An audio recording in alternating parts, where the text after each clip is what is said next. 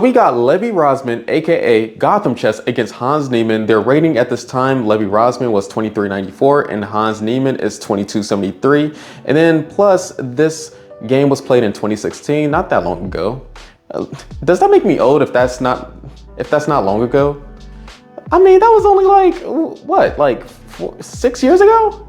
Come on now.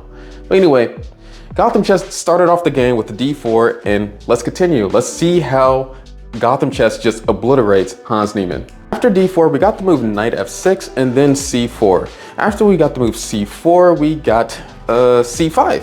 c5 going into the Benoni defense, and Gotham Chess was like, okay, I'll go into it. He's a brave soldier going into the Benoni defense, because every time I face the Benoni defense, I just lose. Even though it's supposed to be a losing opening for black, like on the chess engine, as a human player, I can't defeat this. I don't know what I'm doing. And then we get into it. e6, knight f3, and you just have to learn all the opening theory, because if you don't, you will definitely get destroyed by somebody who knows everything about the Benoni defense. We got e takes on d5, c takes on d5, and after that, we got the move d6. After d6, knight c3, we're gonna get through the opening theory right quick because we're still in it. We got the move g6. After g6, bishop f4, and then a6. Trying to get some space on the queen side, doing a move b5. If I remember correctly, if black gets the move b5, then they should be just fine. And then we got the move knight f2 d2 in this position, which isn't the most popular move, it's the third most popular move. After knight to d2, probably trying to go to c4 in the future, and probably trying to do f3, e4, etc. We got the move knight to h5, attacking the bishop. After knight to h5, which isn't the best move by their part, the computer wanted black to do the move b5 in this instance. They should have just did a quick b5, but he was probably targeting something, right? After knight h5, bishop e3, which seems like the bishop shouldn't be right there. I mean, where else would you put the bishop though? After bishop e3, now we got the move b5, which was a smidget better for black. Like, even in this position, even in this position, the computer is giving it triple zeros, and I'm just gonna assume if the position is given triple zeros, then black is better, because usually Stockfish hates black in this position. In Gotham Chess, to break up the queenside pawns, he did the move a4, but I believe it's already too late, because the pawn's just gonna start rolling with the move a4, pawns is just gonna start rolling with the move b4.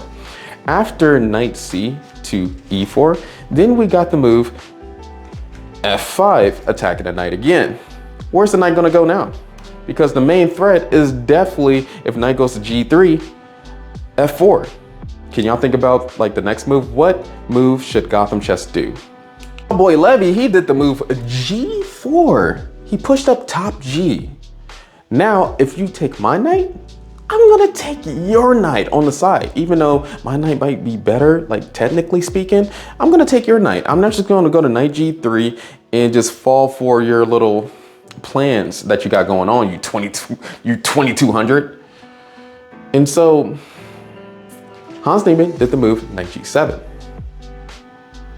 After knight g7, knight g3,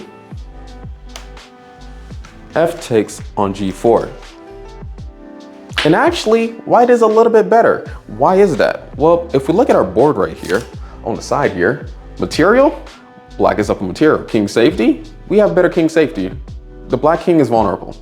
Time and development, we definitely have more pieces developed. Center control, I would argue that white has more center control. Pawn structure, I don't know about pawn structure. We're gonna have to minus that. And then space, we definitely have more space. And you just have to evaluate this position and just give yourself a dub, because you came out of this opening pretty good. Development is temporary though, so we have to make the correct moves. h3 happened next. Keep on making problems for your opponent. Keep the initiative going. And after the move h3, knight d7, because Hans Niemann has to hurry up and develop pieces. Then we got the move h takes on g4. After h takes on g4, knight f6, And white is definitely winning since black is, I mean, if black has to give pieces back just to get their pieces developed, you know, white has to be winning. After knight f6, queen c2, then we got the move bishop takes on g4. What is the best move now? Can y'all figure it out? After bishop g4, random bishop move, we got bishop g5, pinning the knight to the queen. After bishop g5, we got the move knight to f5, which is a complete blunder because of the move bishop takes on f6. After bishop takes on f6, queen takes on f6. And can y'all find a fork in one? Hopefully you already found it, because queen e4, checking the king on e8 and attacking the bishop on g4. After the bishop defends the king, then queen takes on g4 with no problems at all and no threats for black.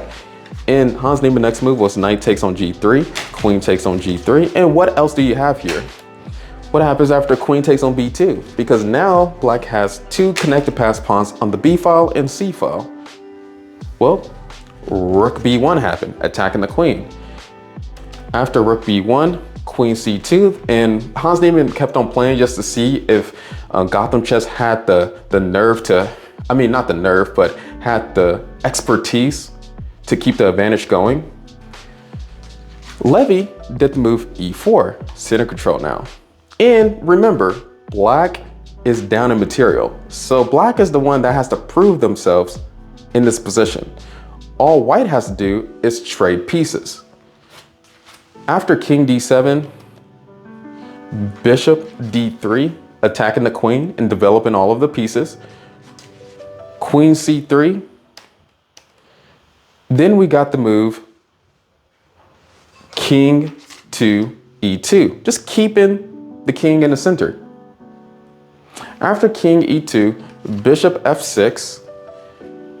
Then we got the move knight c4. And in this position, Hans Niemann resigned. Why did Hans Niemann resign? Well, there's a few reasons. First of all, there is this knight fork on b6, attacking the king and the rook. And then after knight c4, I don't know if you noticed, but this d6 pawn is very weak.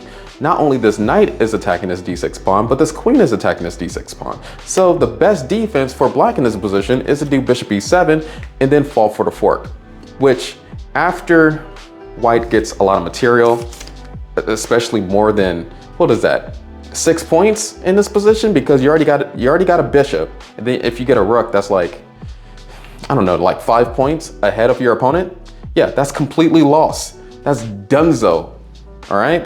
Even if black has these connected pass pawns, they're being stopped by this rook and bishop, and this other rook is going to be going to c1 pretty soon, attacking that queen, forcing that queen to go out. And yeah, white has all the initiative, and they kept the aggression going, and that's what you're supposed to do against tough opponents. Keep the aggression going and make sure that you prove that you can convert this position and any other position that you play into a win. Gotham Chess, you did really well in this position. I'll give you a thumbs up.